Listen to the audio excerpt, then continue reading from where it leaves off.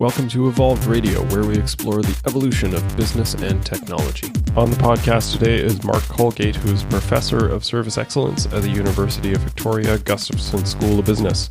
Mark is also the author of Science of Service, the proven formula to drive customer loyalty and stand out from the crowd. Today we're going to be discussing some frameworks and methodology for improving service and how you can drive a service-based culture into your organization. So stick around. If you enjoyed the show, be sure to subscribe on iTunes, Stitcher, or wherever you get your podcast from. Also, be sure to check out the webpage, evolvedmgmt.com/podcast for show notes, links to my guests, and to check out previous episodes. Now let's get started. And joining me on the podcast today is Mark Colgate. Thanks for joining me, Mark. Thanks for having me on, Todd. So today we're talking about service, which is an incredibly important topic for pretty much anybody that works. Someone in some way is either serving someone internally or serving a client. So a very applicable topic, and you're certainly an expert in this, PhD, in fact. So I'd love to get your insights on this. If you maybe want to get us started, give us a quick background on yourself and how you ended up focusing on service. Yeah, fantastic. Great question. It's always good to know someone's background, right? It gives them a bit more credibility. So really, I've been sort of studying and researching this now for about 30 years, which has gone very quickly. So the idea really is kind of mixing academic research with practical implications. And from day one, I really always had that twist in terms of, how can you do research that is usable by organizations? So I first started being a professor in New Zealand in the 1990s. And my focus from day one is, how can I understand, quality in the eyes of the customer, and help organizations use that research, to really advance their ability to execute great customer service as well. And I think it's kind of interesting because, we know there is a science behind, biology, psychology, economics, so many areas, in our lives, which we know there's a robust science and it's used every day. But the same is actually true for customer service. It's a young science when we compare it to something like economics. It's maybe only 50 years old, which I think makes it quite exciting as well. But there is still a science out there, and organizations should be using that science to advance how they serve their customers. And so, it taps into so many different areas, social psychology, service management, human resources. And by enabling organizations to have that robust science in their hands, they can do a better job of serving their customers. So I've been doing this now for quite a long time, and I love it mainly because, as you said at the beginning, everyone in some way is touched by service, but also most people don't know the science of service. So being able to help organizations understand what that science is and use that science, enables organizations to, push their level of service just a little bit higher. Yeah, that's great. I love the idea that it can be scientific based, have that rigor to it.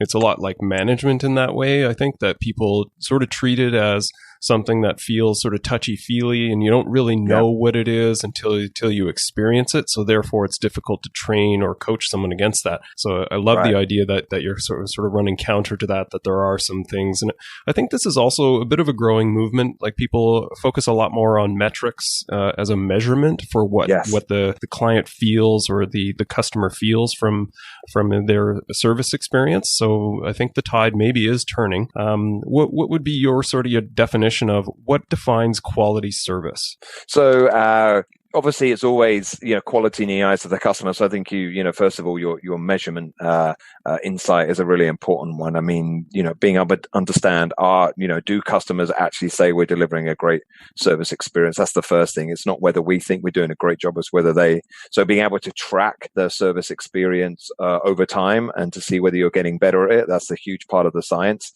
I lean very heavily on a framework called the 3 R's in the book, which is basically there's been sort of a long list of research, over 10,000 articles written on, what is quality in the eyes of the customer.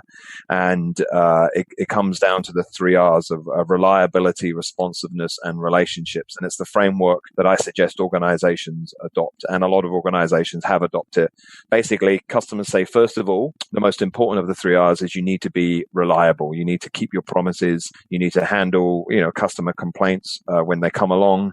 You need to have the right knowledge to answer answer my questions correctly? And consistency is a huge piece as well. Am I going to get a consistent answer from one area of the organization and from one employee to another? So that's the first and most important R. And it sounds pretty basic, right? But often we get let down by organizations even keeping their basic promises. And then responsiveness is speed and efficiency, keeping the customer informed, positivity, willingness to answer customers' questions when they have a question, and basically being responsive in terms of what they think is a reasonable time to respond to email requests, live chat. It goes way beyond that. A huge part is what I call cognitive control, which is giving customers control in terms of, how long is this process going to take? If there's a delay in the process, telling me about the delay before I find out for myself. We love it when organizations keep us informed along the way as well. And then the last R is relationships. It's the great differentiator. Even though reliability and responsiveness are the most important two R's, because if you don't get those two right, relationships don't get the shine that they deserve. Most organizations are, pretty good at the first two. It's really the ability to personalize the experience, make the customer feel important. When you do that and the other two R's, then, you're probably in those very handful of organizations in North America that are delivering service excellence on a consistent basis. And so I think that consistency is the critical bit, right? Most organizations can do it, with in some service interactions, but can you do it with virtually all of your customers every single day? Yeah, this is fantastic. I love the simplicity of the three R's. And I think the one that strikes me the most, because I feel like I end up talking to people a lot about this, is responsiveness. And right. I think people get caught in this idea, especially what I tend to see is in the technical industry, where people say, well, I don't have a fix for that yet, so I won't contact the client. And I often tell people, you buy a lot of grace just by communicating. So you Perfect. Say to someone, okay, this will be resolved in an hour. And then you get to 45 minutes. You want to call them back and say, look, it might not be in an hour. Maybe it'll be another 2 hours from now. Is that fine? And they usually go, not great, but okay, whatever. Yeah. Versus kind of leaving them in the black hole of no communication, and they end up very angry. So the actual time to resolve something is kind of secondary to the cadence of communication that you keep in keeping the customer updated and informed. So what was the term that you used for that? The cognitive control? Cognitive control. So basically there's kind of two kinds of control. There's behavioral control when you give customers choices, but we don't often have the ability to give customers a choice because we're providing the service for them. And so cognitive control is where they feel like they're in control by providing them with information so they know exactly what's going on. So I think your example is perfect, right? By telling someone, hey, look, I can't deliver it within the hour. It's more likely to be 3 hours. You're right. They're still not happy about it, but they absolutely know what's going on. Whereas, when you leave them in that black hole, as you called it, they're feeling anxious and stressed and, they kind of wonder, what's happening next. And I think you're right. Organizations are really bad at this. I think probably for two reasons. One, they think the customer doesn't need to know. And so they don't tell them, or they think the customer does know. And so they don't tell them. And in both cases, the customer really wants to know. And a really simple example, if you're waiting for a flight and it gets delayed and they don't tell you how long the delay is, and they don't keep you informed, you're very anxious, right? And even though you can't control when the plane takes off, just knowing that is crucial. Whereas in scenario B, where they tell you we estimate a 2-hour delay and they give you updates every 15 minutes, you feel so much better. But in both cases, you can't do anything about it. But in the second case, you feel so much more in control. Yeah, that's a great example as well. The other one, the final one, relationships. I think people tend to probably place this higher in the tiers. So right. I find that is maybe a bit of a fake out for people. Like people always talk about, people to people relationships, and it's critical to sort of the maintenance and the loyalty of those relationships. But in sort of how you structure those three R's, it talks about how that drives the relationship deeper and you get that level of loyalty. But that's not where you start, right? And so I think that's an important concept for people to understand as well, is that gives you the long-term impact, but it's not the first thing that people look for. No, that's right. And if you're reliable, you start building the relationship already. So the three R's aren't mutually exclusive. But, if you're personalizing the experience and you're working hard to make the customer feel important, but you're unreliable or you're slow and inefficient in delivering service, then, that relationship piece will never get the shine that it deserves. Yeah, that's great. And you have another concept, the FAME model. Do you want to expand on that as well? Yeah. So the FAME model is really a way of understanding everything an organization needs to do to deliver great service. So the three R's is actually the F, which is the framework that organizations need to adopt to get the ball rolling. From day one, if you understand the three R's, you can roll it out across the organization. So that's the F of the FAME model. The A is build accountability. The holy grail of any service culture is when every employee feels accountable for delivering great customer service. You can't tell someone they're accountable because they will reject that. You can only build accountability. So you need to hardwire accountability across the organization by being really clear in your expectations in what you need from them and how it will help them grow in terms of their career and their ability to achieve their goals. If you disconnect the organization's goals from the employees' aspirations and dreams, then they'll never be up for delivering great service. And then empowerment. Employees don't enjoy being micromanaged, so your opportunity to build accountability by empowering them to self-direct their own work and not having to run to a manager all the time is crucial for accountability. And then finally, accountability is built through feedback, consistently turning up, observing employees in their service roles, giving them feedback so they can be a little bit better. Those three things really, really build accountability. Just by telling someone they're accountable, that they will reject that because it's like, well, why? What's in it for me? But if you are clear with your expectations, you connect it to their careers, you give them autonomy, and you coach them so they can raise their game. That's a great way of building accountability. So that's the F is the framework, the three R's. The A is the accountability. The M is the moments of power. This is how you elevate service every single day. And so the moments of power are about how do you actually become better at reliability? How do you actually become better at responsiveness? And how do you become better at building relationships? So in my research, there's some really quite phenomenal research out there on how to actually and people get better every single day. So for example, expertise. There was a 50-year science on how do people become experts at delivering great service, and it revolves around pushing people outside their comfort zones, getting them to practice, setting them clear goals, and then giving them feedback along the way. So the moments of power are when you actually speak to a customer, what are the moments that you have to elevate service so that you're always getting a little bit better at delivering service. And then the E is, I think, probably the thing that most organizations miss. So the E is the endurance piece. How do you keep going when most other organizations have very clear service goals, but they decided there's something else they want to focus on, or the CEO changes and they focus on something else, or they get bad customer service scores and so they give up the ghost of delivering great service. The E is the endurance bit, and so the endurance bit is really three parts. Number one is the coaching, which I mentioned already. If you turn up and continually coach your employees to always deliver better service, then service will endure because you're giving them feedback about the things they're doing well and the things they can improve. And so they'll always get a little bit better. And then commitments, creating commitments within the organization so you always deliver better service. So, Ritz-Carlton, for example, have the daily lineup where every team meets to talk about customer service every single day. Those kind of commitments, if you create those commitments in the organization, habits, rituals, then again, you're more likely to persist than an organization that doesn't. And then finally, voice of the customer. The last way to endure is to continually collect that measurement that you mentioned earlier on, Kane.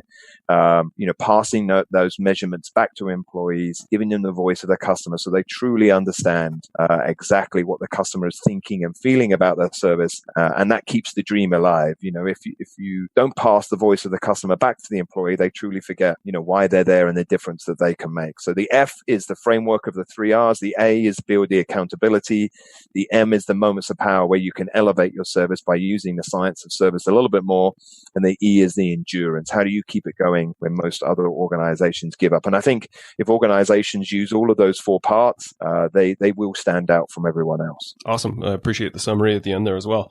A couple of points I wanted to hit on here. Accountability is something that comes up all the time in the groups that I'm working with. And I think this is a hallmark for management and especially junior managers.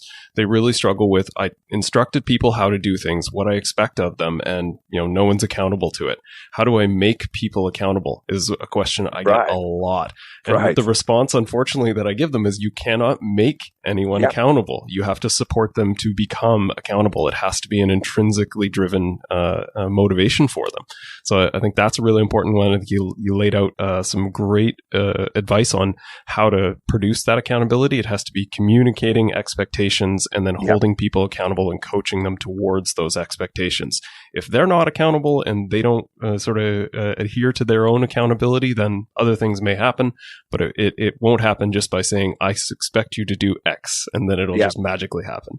And they'll instantly say, well, what's in it for me, right? And so you've got to make that clear connection that, by delivering great service, that your team gets better, the organization wins, but most importantly, they are going to have a better career, right? And they're going to achieve their goals they laid out when they join the organization. So I think it's, connecting that service piece of the puzzle with the employee's aspirations as well. Yeah, that's fantastic. The other one was endurance. And I think this is an important one for people is if they're trying to sort of alter their culture and have a service-based culture develop within their organization. I think the part that people miss is that they treat it as kind of a 2-week sprint and like, hey, we're going to make our service levels better. And then they sort of the energy starts to bleed out of that initiative and then it falls off the table. And I think the endurance piece is critical for this. And you laid it out really well that it has to be embedded in the culture. It has to be something that is lived daily. Otherwise, it tends to lose steam. So that's a great one as well. Yeah, no, and I think one of the analogies I use in my my book Science of Service is like a runner, someone who wants to run a 10-kilometer race.